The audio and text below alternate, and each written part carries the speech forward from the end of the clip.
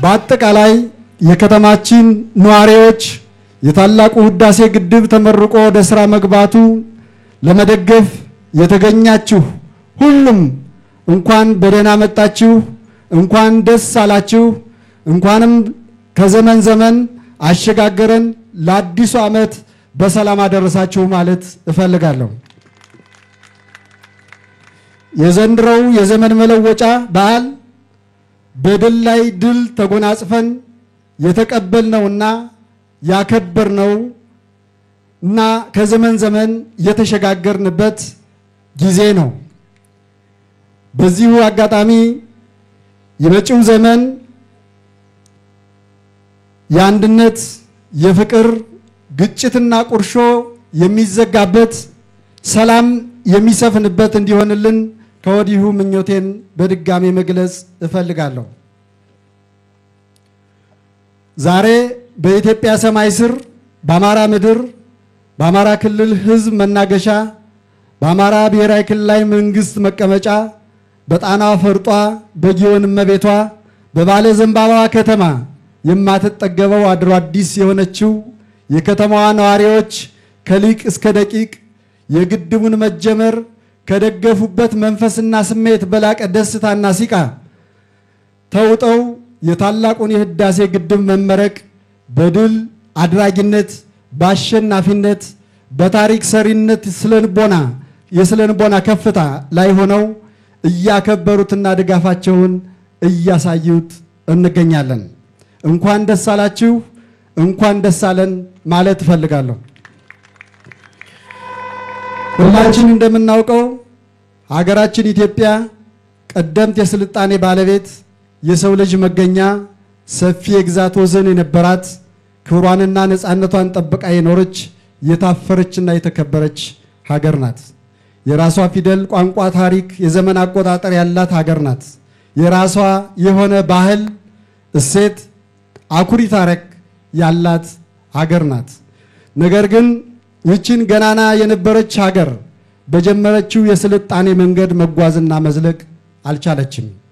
የኢትዮጵያን የስልጣኔና የጥበብ ባለቤትነት፣ የሰው ልጅ መገኛነት፣ የታፈረች የተከበረች ነፃነቷን የጠበቀች እና ጠብቃ የኖረች የጥቁር ሕዝቦች ሁሉ የአሸናፊነት የድል አድራጊነት ምልክትና ኩራት መሆኗን የማይቀበሉ የማይፈልጉ ከቅርብም ከሩቅም ያሉ በጋራና በተናጠል መክረው ጦር አዝምተው ወግተዋታል፣ አዳክመዋት ቆይተዋል።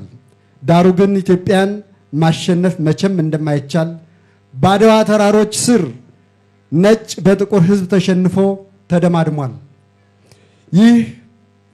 ይህም ሆኖ የውጭ ታሪካዊ ጠላቶቻችንና የውስጥ ተላላኪዎች ዛሬም ድረስ ኢትዮጵያ ከጦርነት እንዳትወጣ በጦርነት ታሪክ ውስጥ እንድትኖር ጦርነትና ግጭት የወለደው ድህነትና ኋላ ቀርነት መለያ እንዲሆን ተገዳ ቆይታለች። ይህች የገናና ታሪክ የስልጣኔ ባለቤት የነበረች ሀገር ረሃብተኛ ተመጽዋች በድህነትና በግጭት አዙሪት የምትኖር እንድትሆንም ተገዳ ቆይታለች። ይህን የድህነትና የኋላ ቀርነት የግጭት ታሪክ ለመቀየር ልጆቿ አርቀው ተመልክተው በትልቁ አስበው እና አቅደው ወደ ቀደመ ክብሯ ለመመለስ ስራ ተጀምሯል። ጳጉሜ 4 2017 ዓ.ም በይፋ የተመረቀው ታላቁ የኢትዮጵያ ህዳሴ ግድብ የኢትዮጵያን የቁልቁለት ጉዞ ያበቃ መሆኑንና የኢትዮጵያ የብልጽግና ጉዞ ዳግም ጅማሮ ማሳያ ነው። ታላቁ የኢትዮጵያ ህዳሴ ግድብ የታሪክ ጥፋት ማሳያ፣ የኢትዮጵያን ያሸነፊነት ያይበገሬነት ማሳያ። ታላቁ የኢትዮጵያ ህዳሴ ግድብ ከተጀመረበት ጀምሮ ከውስጥም ከውጭም ብዙ ፈተናዎች ገጥመውታል። ነገር ግን እነሆ በአሸናፊነት ተደማድሟል። ታላቁ የኢትዮጵያ ህዳሴ ግድብ የንጋት ዘመን ማብሰሪያ፣ የብልጽግና ጉዞ አይቀሬ መገለጫ፣ ከዚህ በኋላ ኢትዮጵያውያን አንድ ሆነን ቆመን የማናሳካው የሚያቅተን ምንም ነገር እንደሌለ የዘመናችን ዳግማዊ አድዋ በዚህ ዘመን ትውልድ ተጽፏል። ወደፊትም ኢትዮጵያ የራሷን የሚያስፈልጋትን ሁሉ እያሳካች ትቀጥላለች። ይህን ከማድረግም የሚያስቆማት አይኖርም። እኛ የባህር ዳር ከተማ ነዋሪዎች ሀገራዊ ኃላፊነታችንና ግዴታችን በላቀ ኃላፊነት በፍጹም ኢትዮጵያዊነት እንወጣለን። ከተማችን ባህር ዳር የዓለም ተወዳዳሪ ተመራጭ ከተማ፣ ውብ ጽዱ አረንጓዴ የቱሪዝምና ኢንቨስትመንት መዳረሻ የማድረግ ራዕያችን ለማሳካት የጀመርነውን ጉዞ አጠናክረን እንቀጥላለን።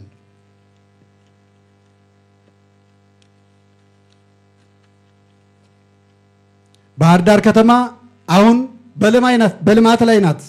ባህር ዳር ከተማ ሰላም ናት፣ የሰላም ከተማ ናት።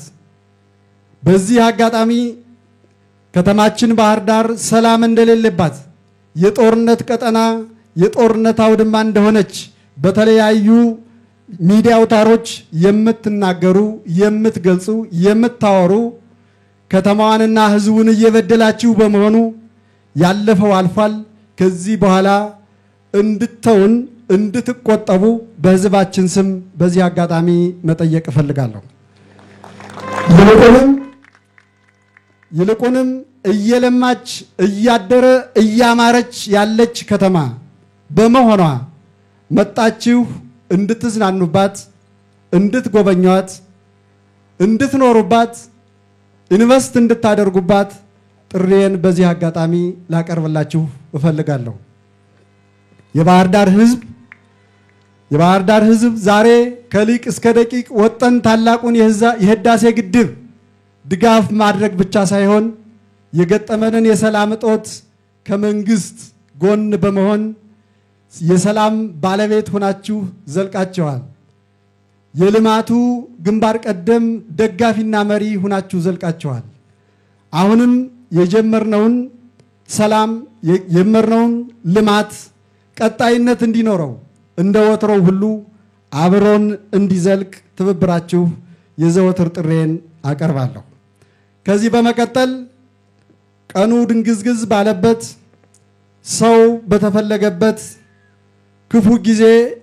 በክፉ ጊዜ ሰው ሆኖ የተገኙት ከድንግዝግዙ ከጨለማው የአማራን ሕዝብ ወደ ብርሃን ወደ ተስፋ እያሸጋገሩ ያሉት መሪያችን የአማራ የቁርጥ ቀን ልጅ ታታሪ አዋቂ አምስሎ ወዳጅ ፍጹም ኢትዮጵያዊ አስተባብሮ የመምራት ብልሃትና ጥበብ ባለቤት ከምንም በላይ ደግሞ ለባህር ዳር ሕዝብ እና ለሌሎችም መግለጽ የምፈልገው የአማራ ክልል ሕዝብ ከገጠመው አሁናዊ ችግር ለማውጣት ከፌደራል መንግስት ኃላፊዎች ከስራ ባልደረቦቻቸው ጋር ከሚያደርጉት ጥረት እና ውጤት በተጨማሪ ለ2 ዓመት ያህል የስራ ባልደረቦቻቸውን ምሁራንን አስተባብረው የአማራን ክልል ሕዝብ የ25 ዓመት የአሻጋሪ እድገትና የዘላቂ ልማት ፍኖተ ካርታ የ5 ዓመት የመካከለኛ ዘመንና የአሻጋሪ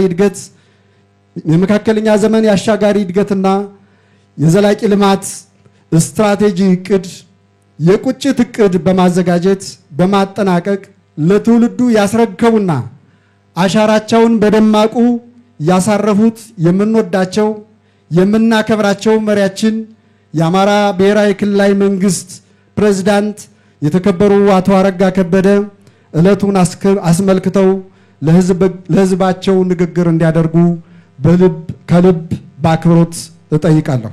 አመሰግናለሁ።